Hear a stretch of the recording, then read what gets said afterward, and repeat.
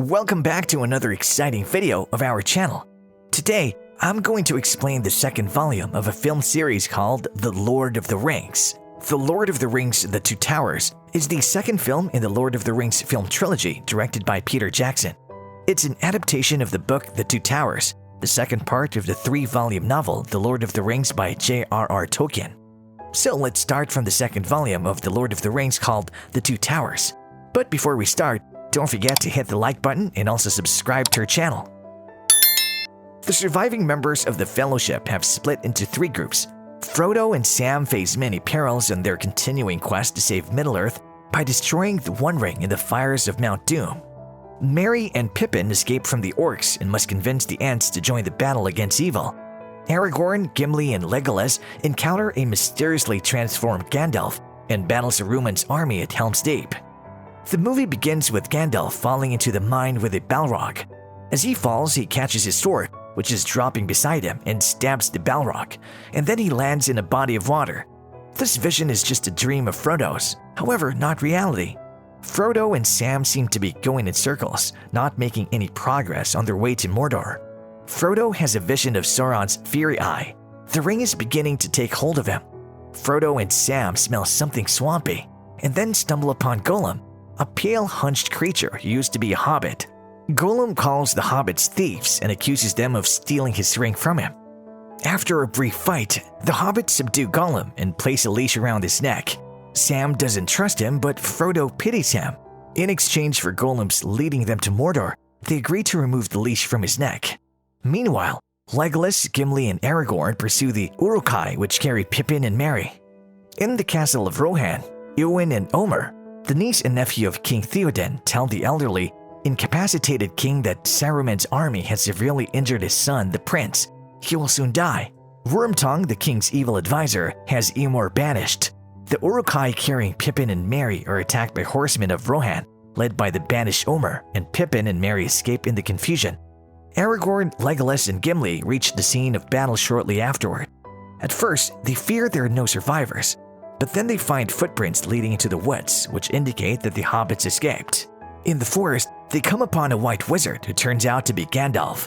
Gandalf says that a new stage of the War of Middle-earth is upon them. War has come to Rohan. He leads the others back to the edge of the forest and whistles for his horse, and then the four set off for Rohan. Asked to disarm before going to see the king, Gandalf holds onto his staff, which he uses to release Theoden from Saruman's controlling spell. Theoden is transformed from elderly to middle-aged and from weak to strong, and he vanishes from Wormtongue. Soon, villagers arrive at the castle, telling of an oncoming orc and Uruk-hai army. Theoden elects to move Rohan's entire population to the fort at Helm's Deep, which is what Wormtongue, who arrives at Saruman's tower, tells Saruman will happen. Meanwhile, Pippin and Merry have discovered Treebeard, a giant walking tree or ant which has promised to keep them safe. Sam, Frodo, and Gollum have arrived at the gates of Mordor, are about to enter Sauron's kingdom when Gollum suggests that they take a back entrance. Frodo defends Gollum to Sam. Frodo feels sympathy for the former ring-bearer, while Sam says that the ring is beginning to take over Frodo. One night, as Frodo and Sam sleep, Gollum has the first of what will become a series of internal debates. Smeagol, his good side, wants to be obedient to Frodo, who has treated him so nicely. Gollum, his bad side, desperately wants the ring. Smeagol temporarily wins out, and the next day, Gollum Smeagol presents Frodo with a gift, a rabbit he's hunted, which Sam cooks as a stew. As they eat, they see thousands of troops marching to Mordor, part of the army Sauron is assembling. These arriving soldiers are attacked by a group of humans led by Faramir, Boromir's younger brother, who come upon Frodo and company and capture them. In a dream, Arwen encourages Aragorn to stay the course and not falter. Her father wants her to go off with the other elves to eternal life. Aragorn tells her that their love is over and she should go. As his people head to Helm's Deep, Theoden leads an army to fend off the approaching orcs. Aragorn appears to die as he falls over a cliff in the clutches of a hyena-like creature. However, he actually falls into a body of water and dreams of Arwen kissing him. Aragorn's horse resuscitates him and carries him to Helm's Deep. Arwen's father, Elrond, tells her that the time has come to leave Middle-earth. She wants to wait for Aragorn, but her father insists that Middle-earth can offer her only death. Even if Aragorn does manage to return, he's mortal and will eventually die.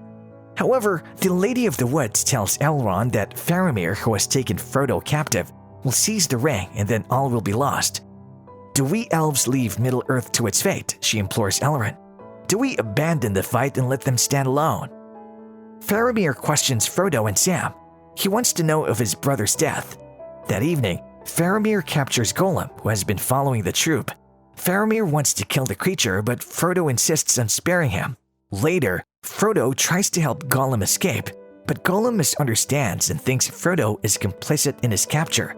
He undergoes another round of Smeagol-Gollum debates, and Faramir comes to understand that Frodo has the ring. Sam explains that their task is to destroy the ring in Mordor, but Faramir says the ring will go to Gondor. An army of 10,000 marches on Rohan, and Helm's Deep prepares for battle. Aragorn says they must call upon their allies, but Theoden says they have none and that Gondor cannot be counted on. Things do not look good for Rohan, since the fighters are few and of generally low quality, but all try to be hopeful. And then an elf army of bowmen led by the warrior Haldir arrive. Sent by Elrond, they come to honor the ancient alliance between men and elves. The orcs and Uruk-hai arrive at the walls of Helm's Deep beneath a pouring rain. The two armies face each other and the combat begins with a single human lets an arrow fly. After that, a ferocious battle rages. The Uruk-hai raise ladders and scale the walls of Helm's Deep.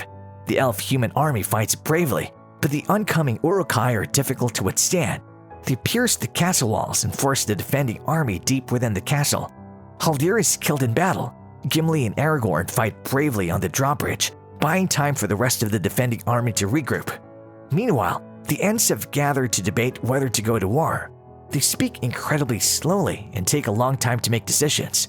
Eventually, despite Merry's entreaties that they'd participate in the world, the Ents decide against going to war and encourage the two hobbits to return to the Shire. As Treebeard carries the two hobbits to the edge of the forest, however, he comes across a stretch of gutted forest and burned trees. He blames Saruman for the destruction and decides to rally the other Ents to war.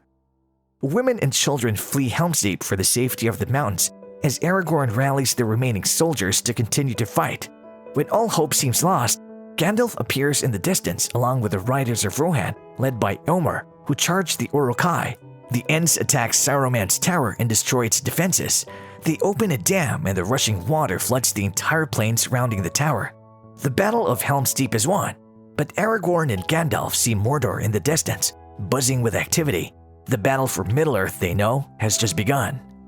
Meanwhile, back in Gondor, where Faramir has brought his captives, Frodo stands face to face with a wraith riding a dragon and is about to hand him the ring when Sam intervenes. Angered, Frodo almost attacks his friend and then apologizes and begins to doubt his own strength. Sam encourages him with a stirring speech about heroism and fighting for good. Moved by Sam's words, Faramir releases the hobbits. Although some of the book's events are held over to the third and final movie, The Return of the King, the film was very well received critically, winning 2 Academy Awards, and was an enormous box office success, making over $936 million worldwide in its initial release, making it the highest grossing movie of 2002, and was the third highest grossing film of all time at that time, behind Titanic and Harry Potter and The Philosopher's Stone. It was the second Middle-earth film adaptation to be released, and the 5th chronologically.